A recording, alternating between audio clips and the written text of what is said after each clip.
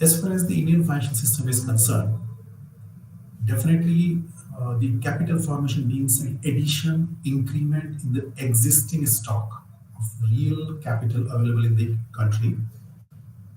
Capital in economics terminology does not mean money alone. It's a wider term that encompasses both physical as well as human capital.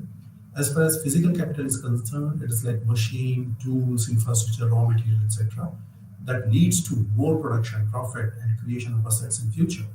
Whereas human capital is concerned, on the other hand, it includes skill, training, education, etc., which improves the productivity of individuals and especially labor. And saving, that is most important aspect. Saving and investment are two core components of capital formation. Saving is the simplest sense, means the part of income that is not consumed. As saving is important for an individual, it is of paramount importance for the economy. So the creation of savings, mobilization of savings, and conversion of saving into capital assets that lead to capital formation. One thing that need to remember here is, in terms of economy, the savings that are kept at home households, so that is usually not considered as a positive aspect in terms of economics, because that is not there for any productive activity. So there are certain factors that may affect rate of capital formation in the country, like income levels of the people, institutional factors like availability, number and coverage of financial institutions, monetary and fiscal policy of the country, prevailing rate of interest, population, size of market. Some of the topics, some of the touched in the previous session. The financial system and the working on financial markets. uh, Basically, it consists of a set of institutions, instruments, and market which brings the savers and the investors to a common institutions, provide the means by which saving are translated to investment. Definitely, saving need to be translated to investment, and then it adds to the productivity, and it returns back to the person who is saving. So this way, the money cycle goes on.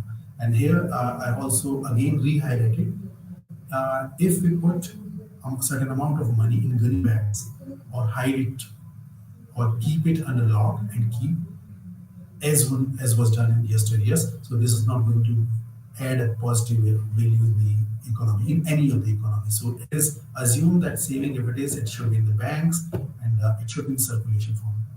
So definitely, on the other hand, capitalist entrepreneurs could not undertake new projects on account of that money that is saved in the gunny bags and the log in the lockers, not accessible to the system for cycling purposes. So thereby, this money is not available for financial activity purposes. So basically, those capitalists bring these investors and the entrepreneurs together, and translate into the through the multiplier effect. The financial markets can be understood. The working of the financial market can be understood in a way that there are three, basically two components that are connected by through a financial system. The lenders, that individuals or household, they have savings, and those savings through the financial system is transferred to the borrowers in the form of loan, and borrowers repay it, and the cycle goes on. So although in the figure that I am showing in the screen is showing unidirectional, but the cycle is bidirectional. The borrowers return it by a certain multiplier effect, and the lenders who lend their money, saving money, gets profit out of it. So basically, the financial market perform functions like to connect borrowers and lender of funds, and to lead the process of price discovery or determination, to provide liquidity in the system by allocation of funds in an efficient manner, easy access of funds to the borrowers, which in turn reduces the cost of transaction. This is most important aspect, because if money is not easily available, definitely it's going to cost high, and when the lending costs are high, so it's going to convert the cost of production as well. And definitely, they provides a way for managing uncertainty and controlling risk. The money market has got two components. One is called as money market, another one is called as capital market. In money market basically it's a liquid form and capital form. In the capital market, it is technically not sort of visible.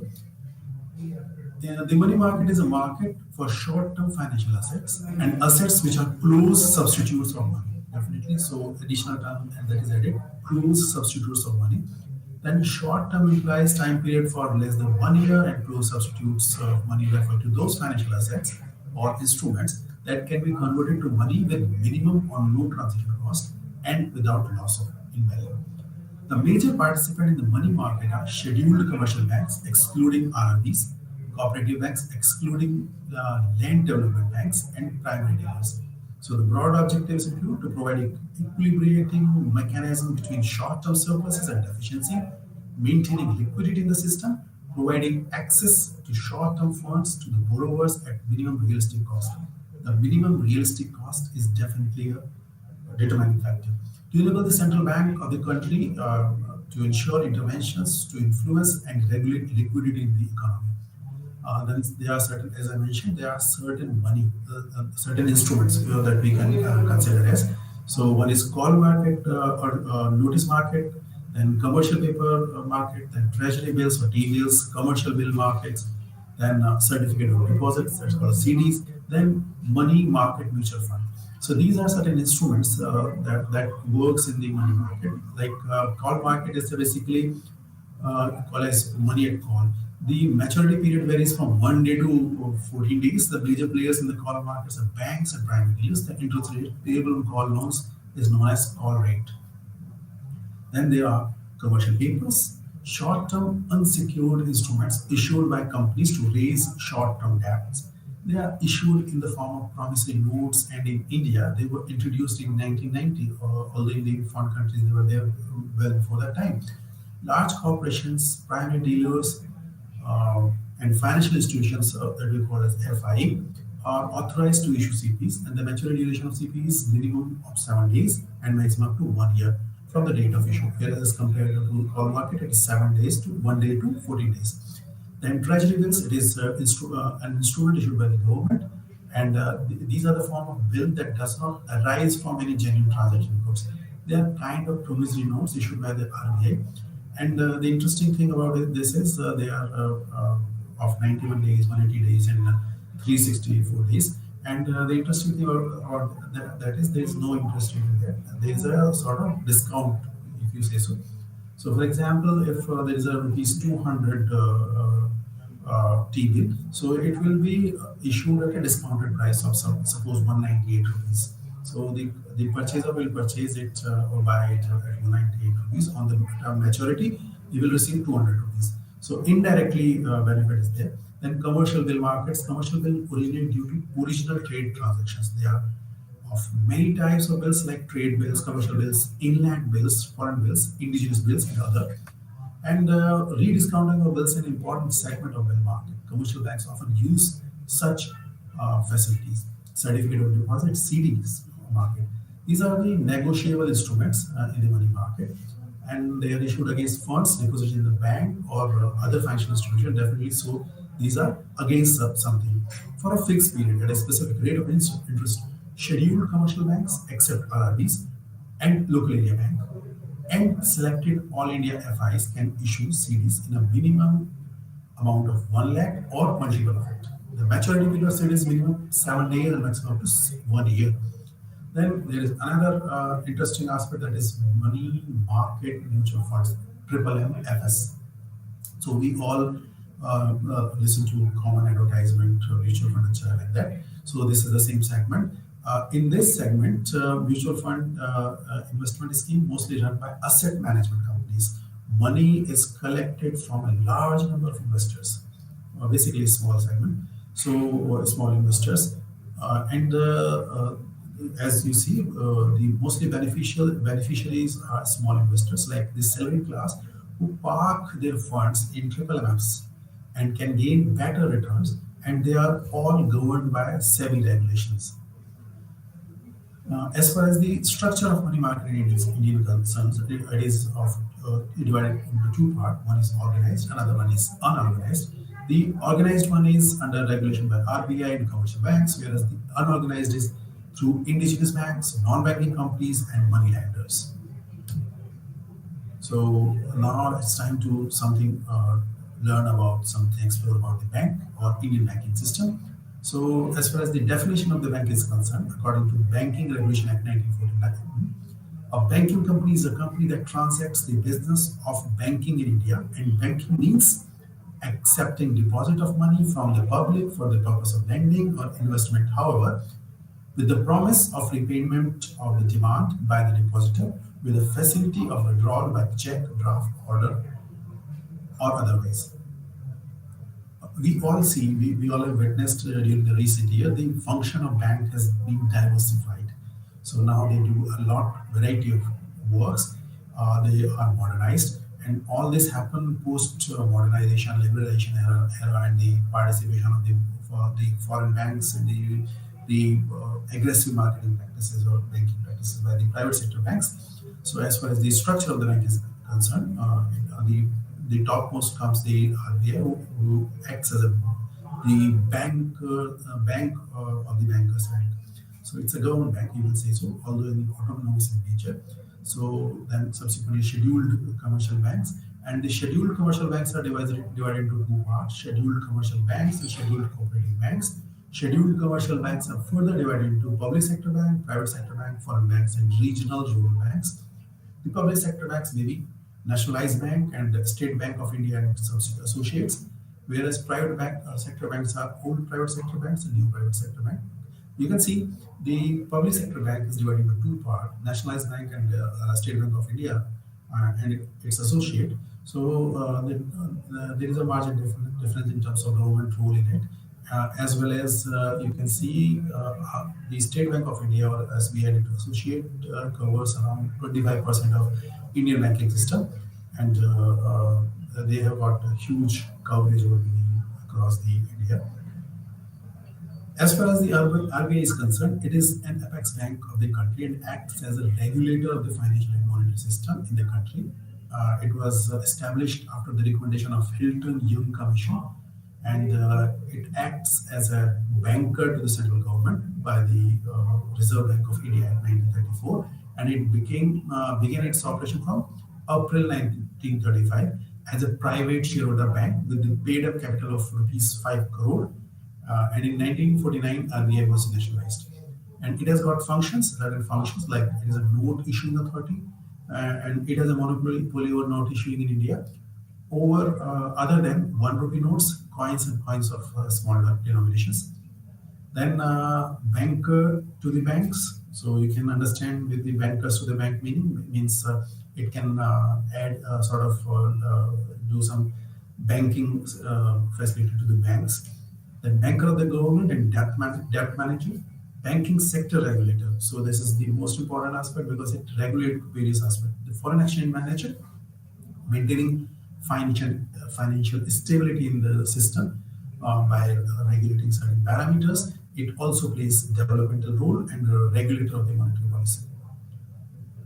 As far as the scheduled bank is concerned, we have gone through in the very first slide in this segment. So there are various components like public sector banks. They are those banks which has more than 50% share held by the government of India. So these are the major banks in India in terms of their reach, rural reach. And as at present, as per 2021 data, there are 12 PSBs, public sector banks, namely SBI, Bank of Baroda, Bank of India, Punjab National Bank, Indian Overseas Bank, Punjab and Sind Bank, Indian Bank, UCO Bank, Bank of Maharashtra, Central Bank of India, Canara Bank, and Union Bank of India. Whereas SBI and its associates are concerned, it's the biggest commercial bank in the country. Nearly 25% market is covered, so it's a huge presence over there. And interestingly, it's at present SBI is a Fortune 500 company and is having its headquarters at Mumbai. As far as private sector bank is concerned, as you can recall from the very in the previous slide, there are two types: new private sector bank and old private sector bank.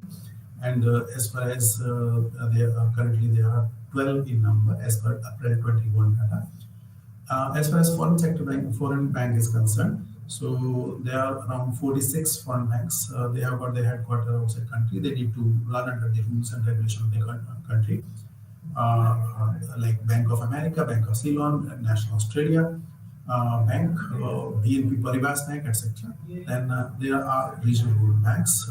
They have got good number of presence. They are currently 43 in number.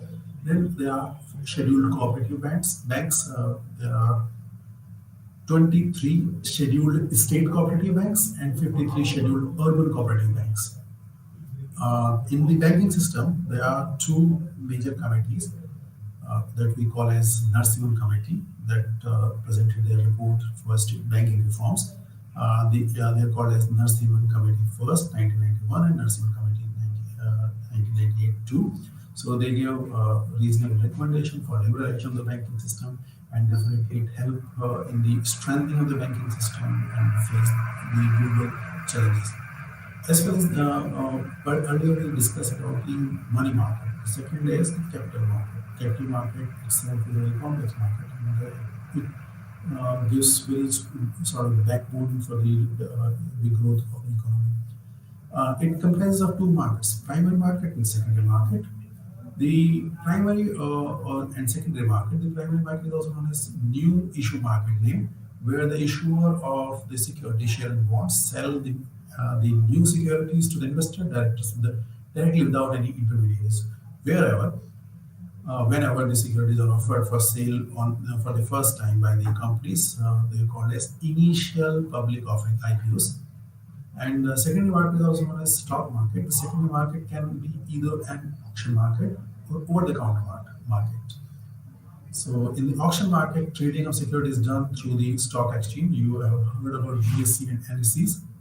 The over-the-counter trading is conducted without using the platform of a stock exchange. It does not have any physical location, and trading is done electronically. Then there are certain financial instruments, as we discussed in the money market. In the capital market, there are instruments as well, shares, bonds. So share is a sort of issuing partnership or a part in the company. Companies issue shares based on the company reputation, its valuation. The investors put their money into it. There may be certain premium on it from the actual value, and it appears to be a sort of investment or a return related issue. Then bonds are issued by at times it are issued by the companies. So it is something uh, which are issued by a assurance that at the rate this much of return will be issued. So bonds are also sort of money attracting mechanism by the from the investors. And there is a debenture. Debenture is also a type of debt instruments which is issued by the company for raising fund, but they are not secured by physical assets or collateral securities. So an investor buys debentures based on the reputation and the creditworthiness of the issuer. The interest rate on debenture is higher than the bonds. So that's the attracting point. Then Sensex, also known as sensitivity index or S&P, BSE Sensex index, is a benchmark index of Bombay Stock Exchange. It's a market weights stock of 30 companies, 30 major companies are considered. Then there is a gilt edge market. The gilt edge market refers to the market for the government. It's a government securities and is backed by the RBI. And the government securities are called gilt edged, means of the best quality because they are highly liquid and risk free. Then the liquid then capital market intermediaries. So there are certain large number of intermediaries that work in the capital market, like merchant bankers, underwriters, portfolio manager, services, stockbrokers, regulator of the stock market, like SEBI. So the like you can see underwriter are someone who assures that we will buy this share at this price if it is not bought uh, by the investors. So that's the role of underwriters. Portfolio manager, they definitely manage the investment profile or so. Stockbroker may be individual, a company, or a group of person who acts as a broker between the shareholder and the prospective investor. Then definitely there must be regulators who plays that role. So with this, let's move to the unit number 6. It is industrial policy framework. We all remember very prominently that India got freedom in 1947, and after 1947, it was a urgency and urgent need to look for certain policies and mechanisms with which we can devise the progressive growth of the country at the pace of the global requirement, and to meet the challenges, something like that. So initially, our policy was conceived and it's called as Industrial Policy Resolution of 1948, and that outlined and defined the role of state in industry development, both as an entrepreneur and authority, for the stringent framework and better implementation of the industrial policy, enactment of Industries Development and Regulation Act 1951, referred to as IDR Act, followed. This was also followed by Union government to direct investment into preferred area of industrial activity through the mechanism of licensing and keeping abreast with national development objectives.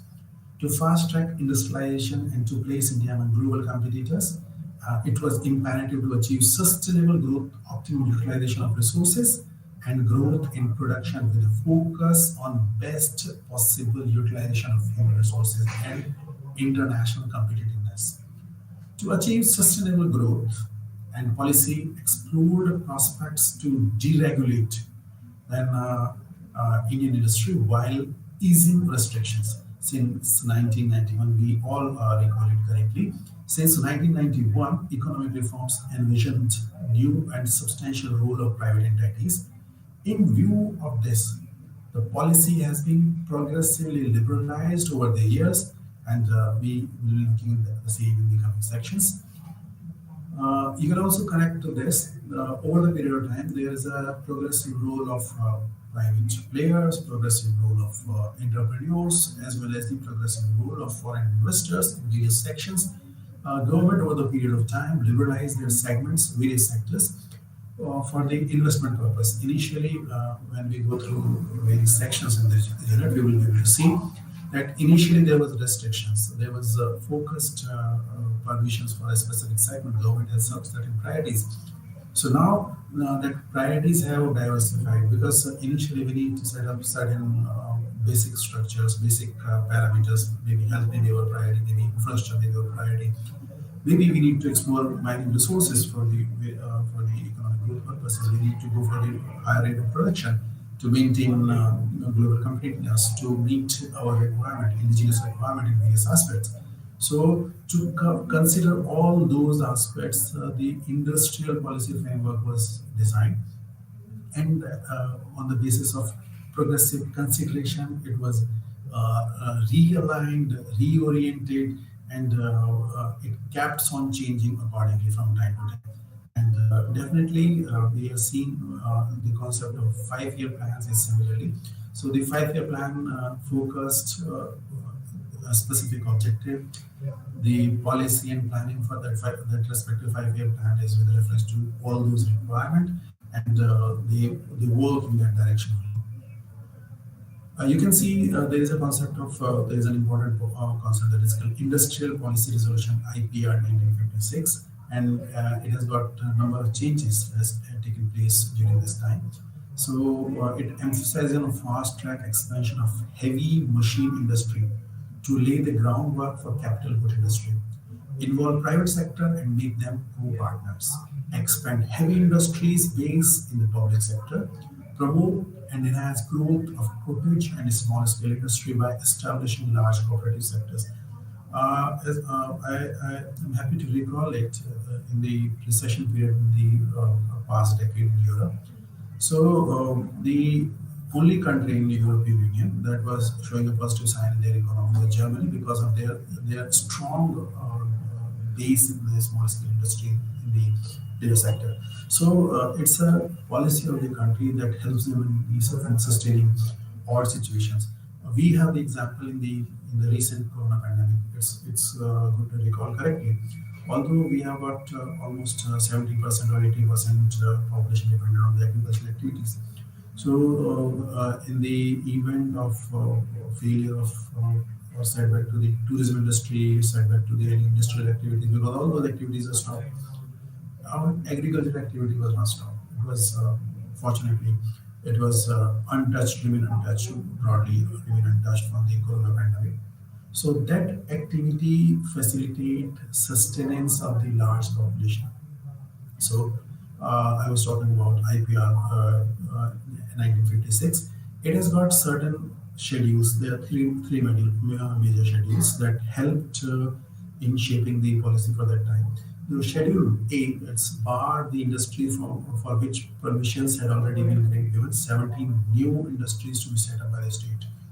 Then Schedule B, private sector industries 12 in number to be set up with an aim to supplement the effort of the state. Then Schedule C, it gives the idea of developmental initiative was left entirely to the private sector, except for the 29 above segments. So despite differences, it was always left open to the state to undertake industrial production in any of the areas, keeping the national interest in the mind. Then there is a concept of industrial licensing.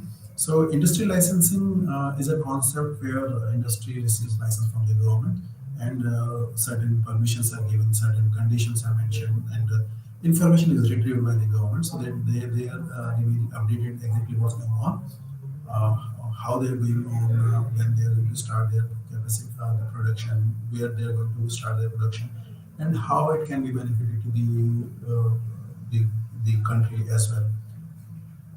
Then there are certain different acts also in addition to this that are related to this. That one is Industries Development and Regulation Act, IDR 1951, Monopolies and Restrictive Trade Practices Act 1959, and Foreign Exchange Regulation Act FARA 1973. And there are certain modifications in the form of FARA also. Then, when we see the various phases in the policy changes, that can be considered as a phases of liberalization. So, by mid 1970s onwards, during 1970s or mid 1970s, advancements and experimentations within internal trade witnessed liberalization. This decade marked liberation from controls, including an increase in license capacities and ease of in licensing restrictions. Licensing policy underwent constant change on complex features during 1970s and 1980s. By mid 1980s, to keep check on fiscal, monetary, and trade policies, industrial policy was reoriented and gained a push after the mid 1980s. Accelerated growth and an improvement in domestic resources was the primary aim for this momentum. And considering with the need to for an accelerated growth, to meet the accelerated growth, expansions were made in the form of an improvement in imports meant improvements in production, and hence import was given attention.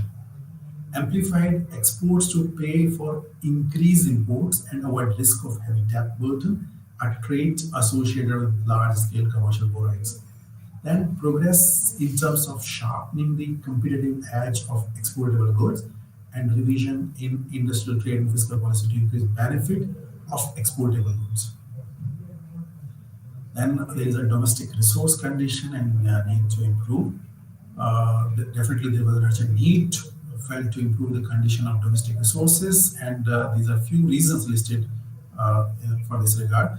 Government budget were no longer enough sources of investment and finances, so any reduction in defense spending was not an option for the government. Subsidies can reduce only at a slow pace to avoid any major social and political hitches, and above all, now the only way to raise additional funds was to make tax system more comprehensive and ensure that public sector enterprises generate more and more resources. The above two proposals were immensely helpful in establishing the role of market and helping expand the concept like broad banding, minimum economic capacity, and delicensing. Moving further, keeping in mind the period beginning with 1985 witnessed development of rule-based industrial policies. This included tax and tariff-based interventions and dual pricing, making direct price output of the capacity control obstacle. Well, in 1991, we witnessed new industrial policy that was in accordance with the liberalization policy. So it gives us, it gives required immediate consideration, and government responded with a suitable set of macroeconomic policies along with new industrial policy. This was essentially based on the new classical paradigm, which was designed by to push growth and help restore macroeconomic and financial stability. And new zero policy structure and new objectives gave birth to a revised policy. New industrial policy was announced on July 24th, 1991. And the principal objective of the new industrial policy was to amalgamate the assets and advances gained during the 4 decades of economic planning, 1951 to 1991, and ensure that weakness, majority low productivity, and high production costs are paid close attention. New policy focused on improving and maintaining a sustained growth in industrial productivity and ample employment opportunities. A major area of attention was to achieve international competitiveness. As we see in the previous slide, there was more focus on adding edge to the export goods. If our export goods are of high quality, as well as we are fighting on the price as well. So definitely we are able to get the best out of it. So it was also emphasized that these objectives will keep a check on sustainability concerns, which is protection of environment and efficient use of available resources. Then there was certain alteration in the policies in the form of industry licensing policy. The new wave industry license was eliminated for all projects, excluding some industries. These industries were primarily those industries which were of security and strategic concern, involved in the production of hazardous substance leading to the environmental damage and destruction. Industries especially cited to procure industrial licensing are distilleries and alcoholic drink beverages, defense equipment, electronic, aerospace and defense aircraft, warships, aerospace substitutes, industrial explosives, including detonating fuses, safety fuses, gunpowder, nitrocellulose and matches, tobacco products. And there were three more industry groups exclusively reserved for the public sector. These were recognized due to security and strategic concern. One is generation of atomic energy. Second is substances notified by the Department of Atomic Energy, and railways. Private funds permissible to limited amount. There was no need for permission and approvals from the central government for any other industry except for ones mentioned above. However, a specific find locations of industry based on the level of pollution and distance from the city's minimum threshold of population.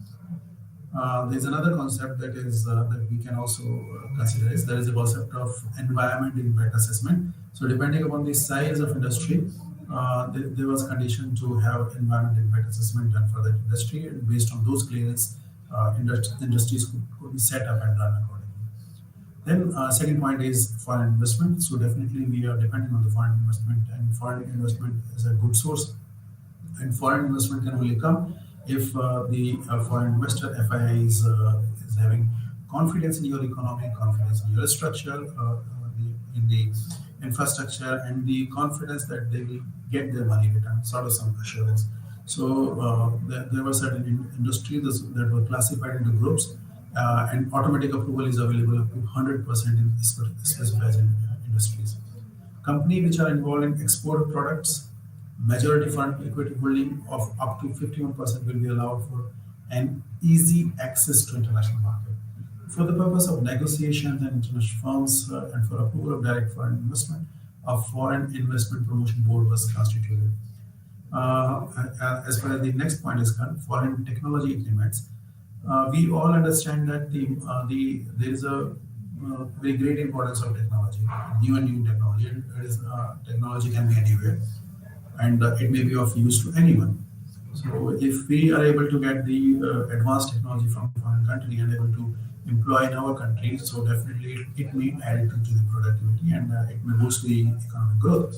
So for foreign technology agreements in high priority industries, atomic permission will be given by on a lump sum payment of around US dollar 2 million, 5% royalty for domestic sales and 9% for exports. This was subject to total payment of 8% of sales over the 10-year period for a date of agreement or 7 years from the commencement of production. So DIPP related policies were there. Then public sector. So there are certain improvements in the public sector, including the cases that can be referred for the bad shape or bad loans. Cases could be referred to the Board of Industrial Financial Reconstruction purposes. Then MRTP Act. So MRT Act was allowed more freedom in terms of removing pre-entry restrictions, prior approvals from the government for establishing a new undertaking while getting involved in a navigation, etc. So definitely this policy is suitable for export policy. Earlier, some suitable export policy was missing, and limitations were there.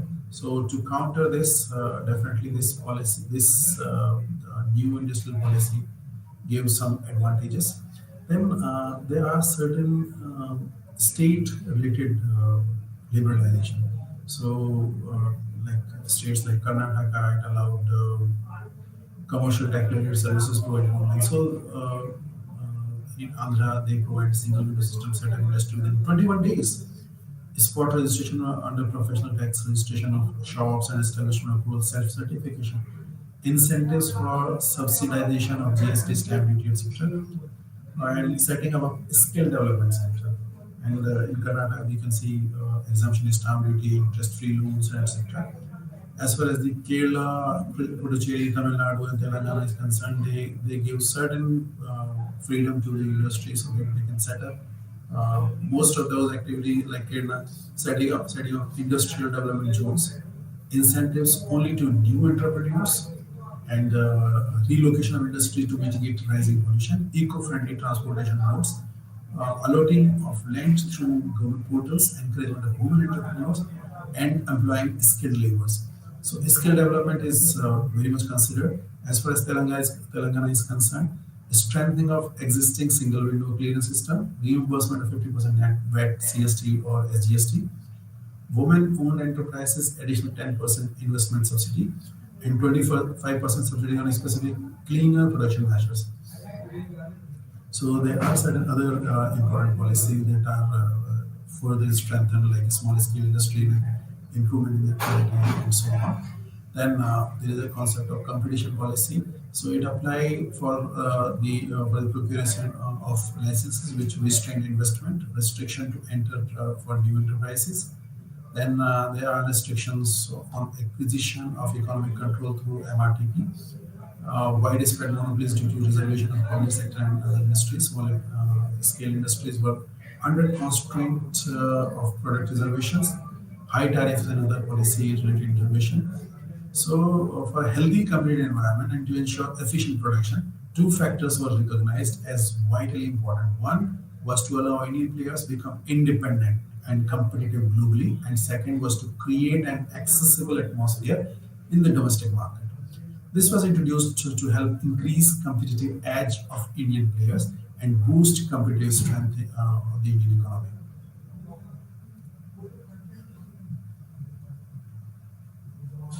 So there is another concept that is called special economic zones. As per the Special Economic Zone Act 2006, it emphasized on development of a specific area for promoting manufacturing and exports, and the main incentives that were given: duty-free import and capital goods, raw materials, consumables, and spares, tax exemption on export profit for the first 5 years, exemption from minimum alternate tax MAT, goods purchased from the domestic tariff rate (DAT) are exempt from sales and service tax, exemption from stamp duty, registration fee and electricity duty, no tax on income from dividends and long-term capital gain tax, 100% FDI allowed for developers.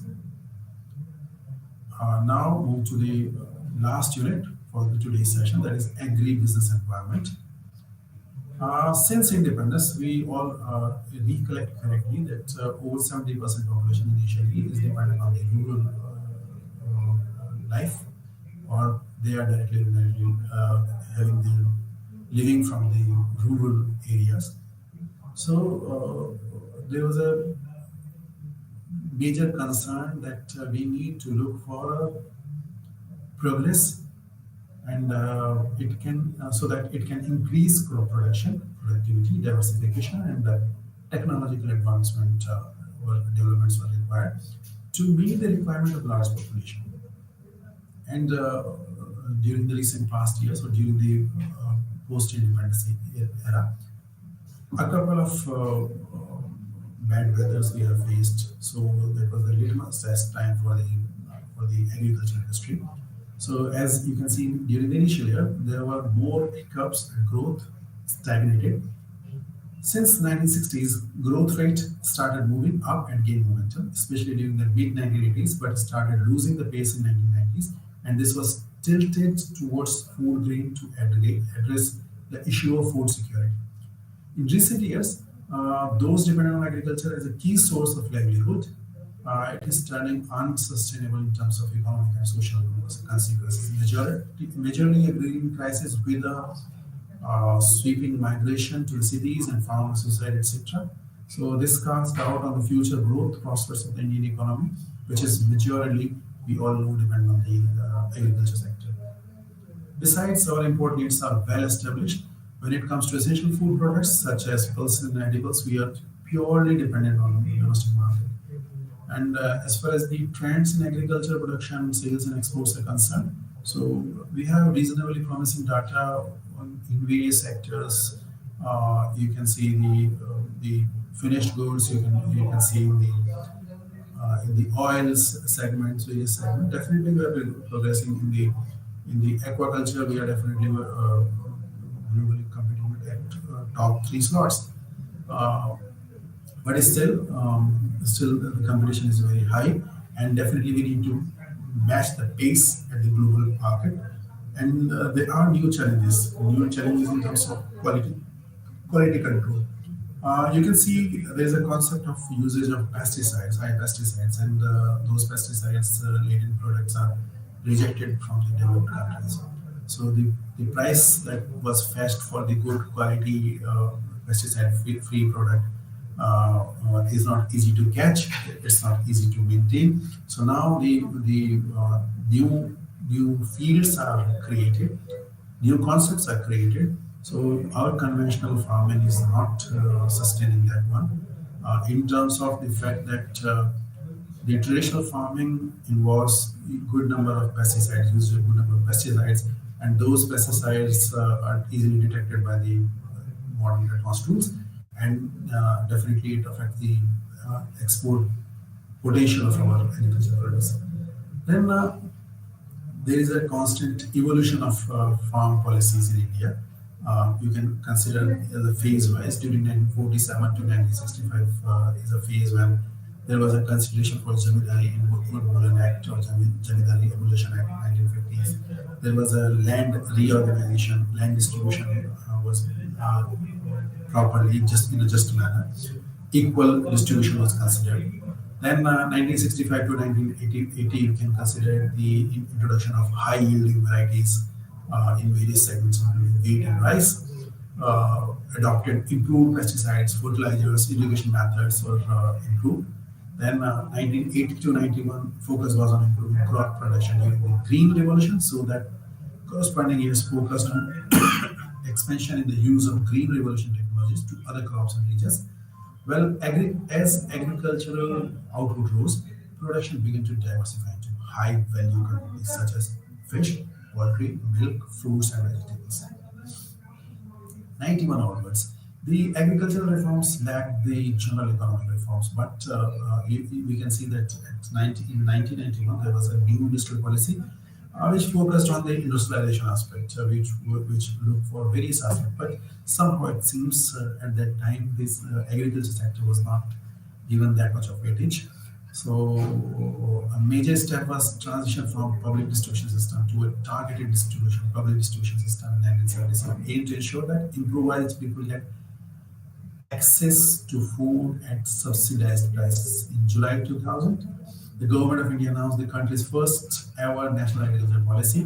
This policy aimed at achieving growth rate more than 4% per annum in the agriculture sector. The objective of this policy was to create employment opportunities for the rural population, accelerate the growth of agro businesses, explore and realizes the massive untapped growth potential of Indian agriculture, promote better standard of living in rural population, discourage relocation from rural to urban population, and to overcome the trials arising due to economic reforms in 1991. Then there are certain marketing policies. The national policy for farmers approved by the government in 2007 recognized a need to emphasize on increasing farmers' income along with production. The 5-year plans also recommended policy initiative to enhance the working of the agriculture sector. The National Food Security Act (NAPSA) was enacted on 12th September 2013 with the objective to provide for food and nutritional safety for guaranteeing access to a good amount of quality food at affordable prices. Then there is a Essential Commodity Acts, there is a Agriculture Produce Market Regulation Acts, and there is a concept of minimum support price. Well, in order to maintain the concept of or manage the concept of Essential Commodity Acts and Agriculture Produce Market Regulation Act, the central government set a minimum support price for 24 crops every year, and the FCI and several state level agencies working in support of the FCI are required to procure the specified commodities from market from farmers at a notified prices, that is MSP. But this mechanism operates effectively only for a few commodities, as I mentioned, 24 crops, primarily for wheat, rice, and cotton, uh, and that too only in few states. Then, in considering all the problematic situation in 2020, three bills were introduced by the government with the assent from the Honorable President of India, Shri Ramnath Kovindji. So, one is Farmers Produce for Trade and Commerce Promotion and Facilitation Act 2020. This act permits farmers to sell their produce outside the APMC regulated mandi, but it does not abolish them. It aims to provide lucrative prices to farmers via alternative trade channels. It also prohibits states government from imposing any tax on the trade of produce outside the mandis. Farmers Empowerment and Protection Agreement on Price Assurance Farm Services Act. It was basically contract farming, legalization of the same. Then Essential Commodities Amendment Act. The amended act also states that the government will impose stock limits on essential commodities only when the price is at least 100% for the horticulture products and 50% for the non-perishable agricultural products. So these kind of options were given. Then in the agriculture sector, there are certain players that play in interchangeable way. We can say merchant, middleman, wholesaler, retailers, village merchants, agent middleman, commission agent, brokers, speculative middleman, processors, facilitative middlemen and transporters. So all those play directly or indirectly in their interrelationship, make it a complex, and ultimately at the loser end it's a farmer. The agricultural marketing is definitely a very important aspect, and it plays a vital role, assumed to be playing a vital role for the targeting that 70% population. And a shift from traditional modern agricultural system has been a challenge, and marketing has been a big experiment in the entire process. But the role of marketing remains utmost important. The importance of agricultural marketing is revealed through certain points. One, optimization of resources, use and output management, increase in farmer income, everybody's talking about, widening of markets, diversification is required, growth on agro-based industries, and price signals, what can be the speculative price in the coming year that need to be considered. Adoption and spread of new technology. Here we can see that there is an adoption of new technology in the form of usage of drones in the pesticide spray and drip irrigation technology, employment creation. With the diversification, with the addition of new crops in this segment, definitely there is an addition of employment and on-site addition to the national income, and this directly indirectly help in the improvement of living of the rural youth. So if living standards are improved and income is improved, definitely agriculture sector or agri-based environment is definitely positive and it's going to support the Indian economy. So with this, I wish to conclude today's session. Namaskar.